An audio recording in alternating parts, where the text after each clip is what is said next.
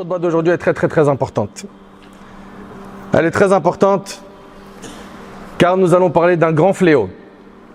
Ce fléau est celui de ceux et celles qui reviennent à la pratique religieuse après avoir été loin d'Allah Tabaraka wa Ta'ala, mais qui ne sont pas sérieux dans leur pratique religieuse. C'est-à-dire qu'ils se disent pratiquants, qui sont satisfaits de leur pratique religieuse, alors qu'en réalité, ils ont énormément de manquements. Donc aujourd'hui, notre discours s'adresse à cette catégorie de personnes qui se satisfait de très peu de bonnes actions pour se considérer comme étant quelqu'un de pratiquant. On va voir ensemble, Inch'Allah, ce qu'implique le fait d'être un pratiquant.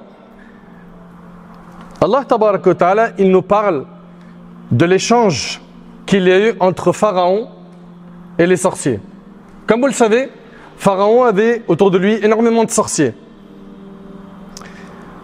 Puis, ces sorciers-là, quand ils ont vu Moussa alayhi salam et qu'ils ont reconnu le miracle d'Allah dans ce qu'a fait Moussa devant eux, ils ont délaissé la sorcellerie pour devenir des croyants. Eux qui connaissent la sorcellerie ont constaté que Moussa n'était pas en train de faire de la sorcellerie, mais plutôt que c'était du domaine du miracle. Et donc ils ont cru au prophète Moussa. Ils ont cru en Allah Tabaraka wa Ta'ala. Et là, regardez l'échange entre Pharaon et les sorciers. Pharaon leur a dit « Amantum lahu qabla an adhana lakum » Pharaon leur a dit « Croirez-vous en lui avant que je ne vous y autorise ?» Je vous ai donné l'autorisation, moi, de croire en lui. « Innahu lakabirukum alladhi allamakum as-sihr » Il leur a dit « Ce ne peut être que votre maître qui vous a enseigné la magie. » Pharaon en a fini par dire que cette magie que connaissaient les sorciers, c'est Moussa qui leur a enseigné. Donc il accuse Moussa d'être un sorcier.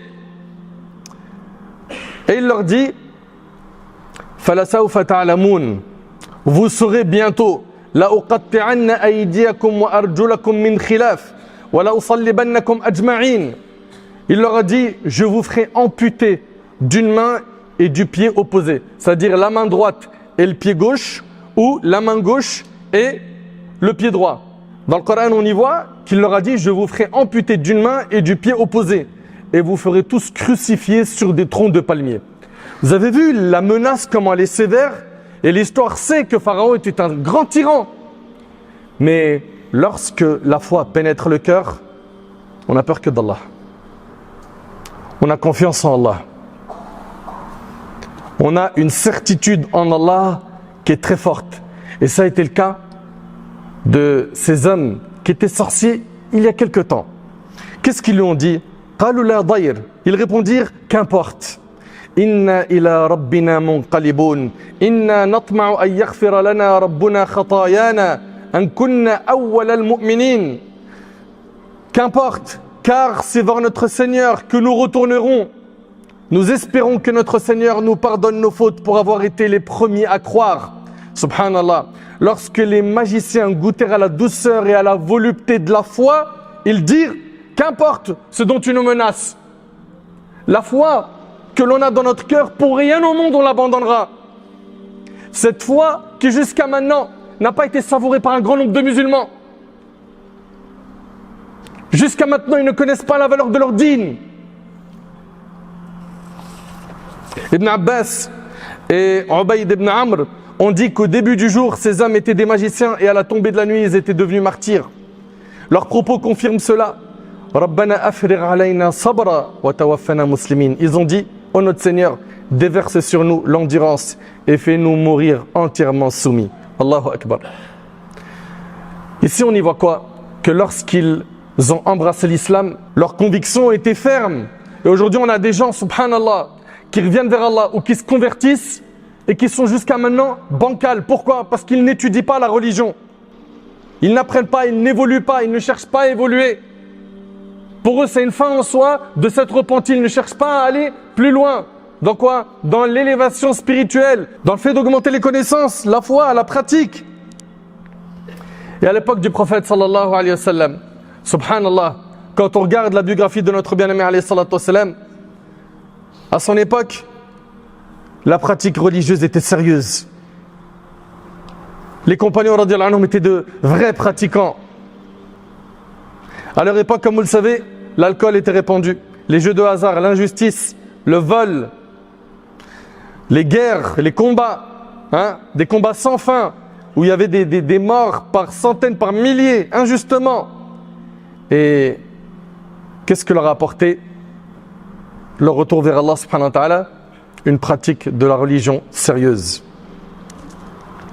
Où on a entendu des histoires magnifiques de générosité, d'altruisme, de sacrifice pour Allah, de bonté. Mais aujourd'hui, on est dans une époque où les gens ne visent que quoi? L'apparence. C'est-à-dire quoi? C'est-à-dire que fais-toi pousser la barbe, viens à la mosquée de temps en temps, et vole, ment, triche, calomnie, parle sur le dos des gens. C'est ça, suivre les pieux prédécesseurs? Vous vous moquez de qui? Vous vous moquez de qui? Le prophète sallallahu alayhi wa sallam a dit dans le hadith rapporté par Muslim sur Abu Huraira, certes Allah ne regarde pas vos corps ni vos apparences, mais il regarde vos cœurs et vos actes. Hélas, on a trop misé sur l'apparence. Ceux qui sont dans le dîn cherchent à miser sur l'apparence, que ce soit frère ou sœur. Le plus important c'est quoi? J'ai une apparence de religieux. Ceux qui sont loin du dîn, pareil, c'est les apparences. Les vêtements, le luxe, le confort, l'argent.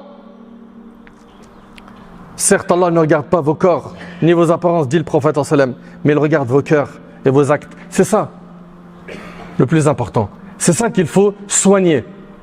Nos cœurs, nos actions. Saïd ibn Zayd, il faisait partie des 10 à qui le paradis a été promis. Vous connaissez probablement le hadith des 10 compagnons à qui il a été promis le paradis. Abu Bakr, Omar, Uthman, Ali, Abdurrahman ibn Auf, Saïd ibn Zayd, Talha ibn Ubaydillah, les 10. Saïd ibn Zayd, il en fait partie. Saïd ibn Zayd, on n'a pas énormément d'informations sur lui. Allah tabaraka wa ta'ala l'a élevé en lui accordant cette faveur de faire partie des 10 à qui le paradis a été promis. Pourquoi? Parce que c'était quelqu'un qui était droit dans sa pratique religieuse. C'était des vrais pratiquants. S'ils ont eu ces privilèges, ces récompenses, c'est parce qu'ils ont fait des efforts pour être des vrais pratiquants. Mais aujourd'hui, on est en train de nous montrer en plus avec les réseaux sociaux, et ça s'accélère de plus en plus, une nouvelle façon d'être un pratiquant.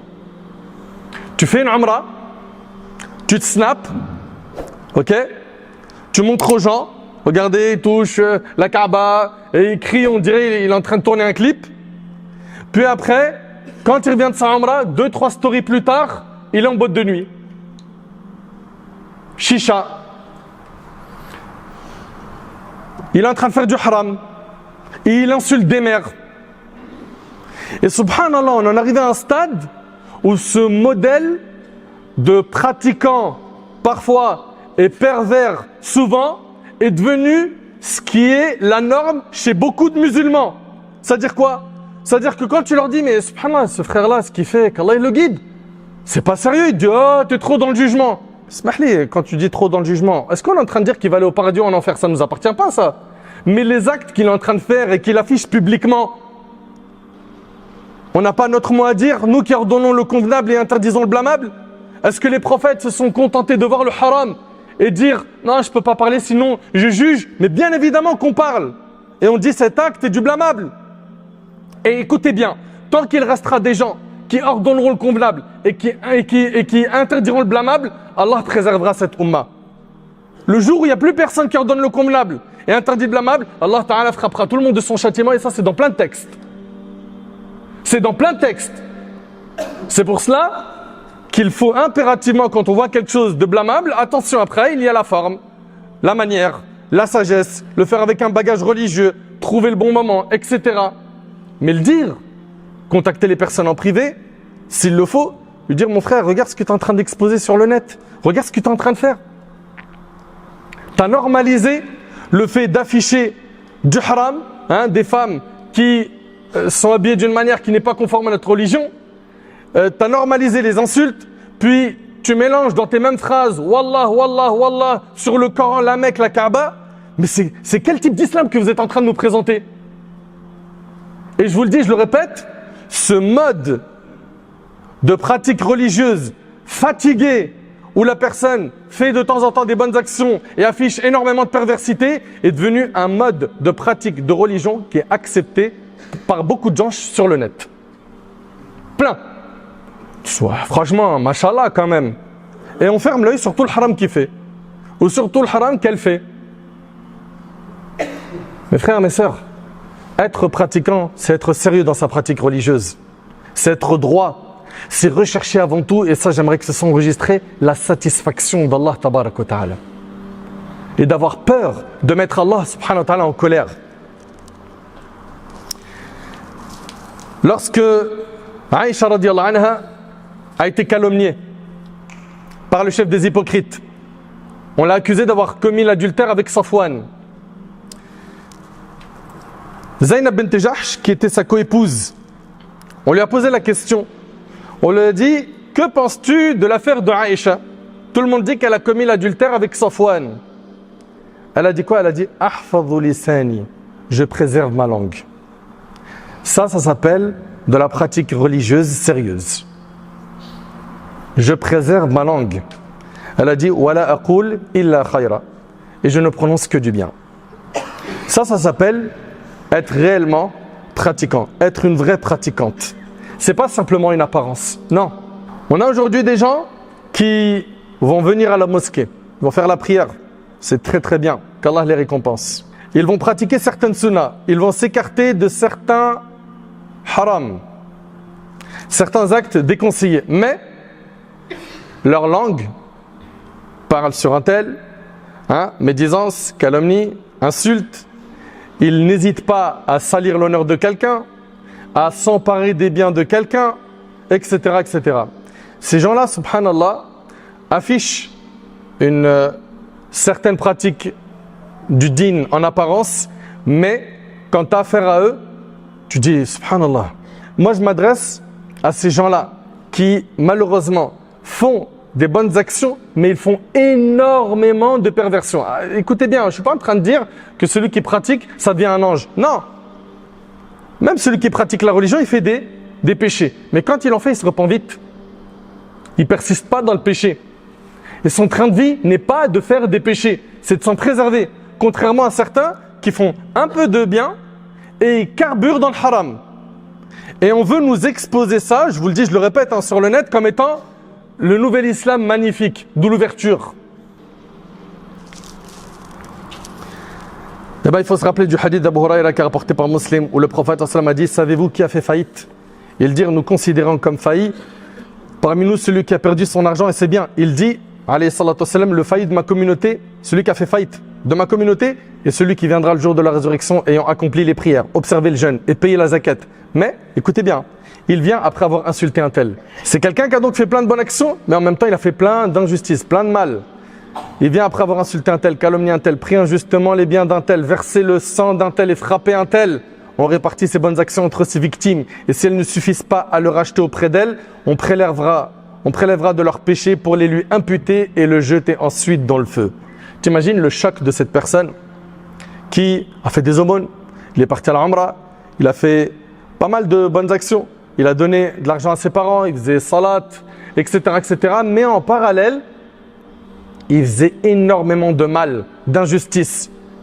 Quand est-ce qu'on va être des vrais pratiquants? Quand? Le noble compagnon Abu Bakr as-Siddiq radiyallahu anhu, qu'est-ce qu'il dit de lui?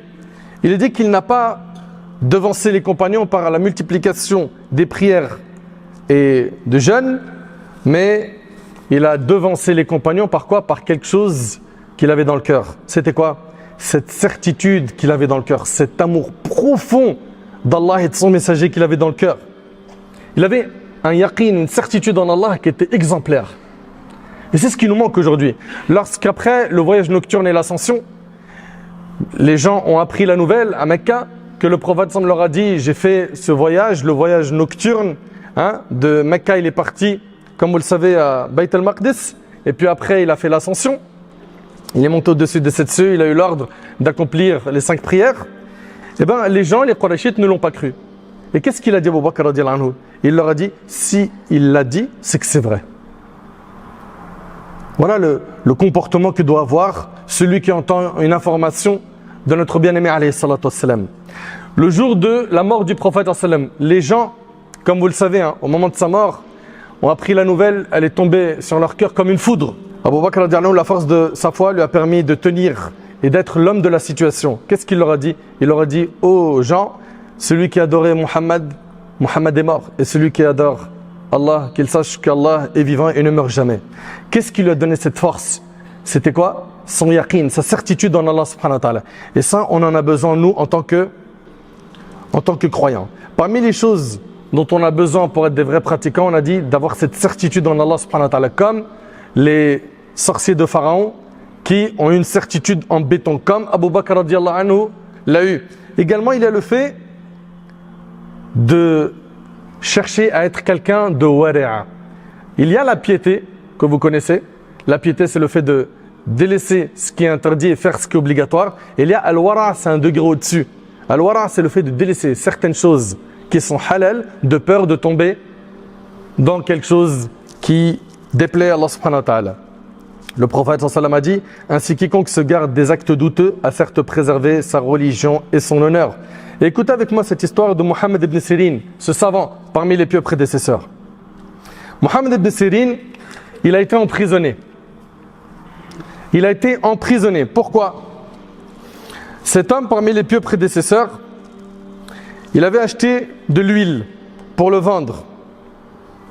Puis il a trouvé que dans un des bidons, il y avait quoi? Il y avait une souris morte. Il s'est dit, il est probable que dans les autres bidons, il y ait aussi quoi? Une souris. Alors qu'est-ce qu'il a dit? Il a dit à ses ouvriers, versez toute l'huile, débarrassez-vous-en. Subhanallah. C'est pas dit, dans un bidon, j'ai trouvé une souris, donc je le vends pas. Le reste, j'en sais rien, je les vends et puis on verra le retour client. Non. Ça, c'est le wara'. Ça, c'est un degré au-dessus de la piété. Et c'est comme ça qu'on est des vrais pratiquants. C'est ce qui nous manque. Aujourd'hui, malheureusement, c'est une apparence. Chez beaucoup de gens, illa man rahimallah, sauf ceux à qui Allah a fait miséricorde. Et il a fait verser toute l'huile. Bien évidemment, comme il n'a pas pu vendre tout ça, il s'est retrouvé endetté. Il n'a pas réussi à rembourser sa dette. Il a été emprisonné. L'histoire de l'huile est passée. La prison est passée. Mais le nom d'Ibn Sirin jusqu'à maintenant brille. Par quoi? Par cette pratique religieuse sérieuse. On en est où nous par rapport à ça? L'honnêteté. Par rapport au comportement. Et je le dis, je le répète, hein, beaucoup de gens pensent qu'être pratiquant, dans leurs oreilles, ça sonne faux. Être pratiquant, ça veut dire ils vont nous rendre fous. Hein, les gens qui ont la barbe, là, qui vont nous rendre malades. Non, non mon frère. Si toi tu es tombé sur des gens qui ont la barbe ou l'apparence sunna et qui ont fait n'importe quoi, ne généralise pas. Il y a des gens bien avec la barbe et sans. Et on ne peut pas généraliser la chose. Par contre, il y a un point très important. C'est avec ça qu'on va terminer. C'est qu'en pratiquant la religion, ne pensez pas qu'on va, comme le disent les gens, hein, ne plus vivre et être malheureux. Non, au contraire. Ce qu'on va faire, c'est qu'on va remplir de joie notre âme. Augmenter la joie de notre âme. On va purifier notre cœur. On va embellir notre comportement en étant de bons pratiquants. Donc la personne qui pratique sérieusement sa religion est une personne qui va vivre la joie sur terre avant de la vivre dans l'au-delà. Cette personne-là, on vous l'a dit et on le répète, c'est pas une personne infaillible, un ange qui ne fait pas de péché. Non, elle fera des péchés, mais elle se repentira après ses péchés. Et un point très important, il arrive que certains de nos frères, surtout les jeunes, 15, 16, 17, 18, ceux-là, quand ils se repentent et reviennent vers Allah subhanahu wa ta'ala, souvent, ils font craquer les gens autour d'eux. Pourquoi? Parce qu'ils exagèrent, ils abusent dans ce qu'ils disent et dans ce qu'ils font. Et la cause de leur abus, leur exagération, c'est quoi? Le manque de bagage religieux. Apprenons donc le Coran et la Sunna et étudions avec des gens qui ont étudié et arrêtez de prendre la science sur des vidéos d'1 minute, 2 minutes en pensant que ça va te donner de la science. Un rappel d'1 minute, 2 minutes, oui. Mais la science, tu t'assois devant un professeur, devant une personne qui a étudié, qui a un bagage religieux, qui a été diplômé, etc. Et tu prends de la science et tu patientes. J'implore Allah subhanahu wa ta'ala que notre pratique soit concrète et pas juste une image. J'implore Allah subhanahu wa ta'ala de faire de nous des pieux.